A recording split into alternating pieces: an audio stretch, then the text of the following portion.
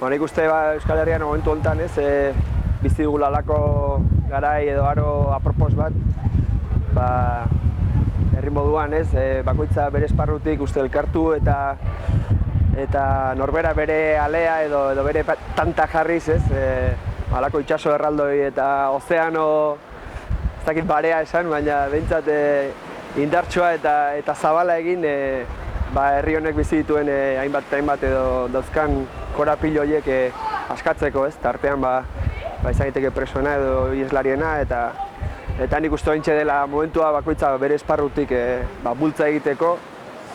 eta kasu honetan gure akordeen bitartez eta saiatuko garela, jendea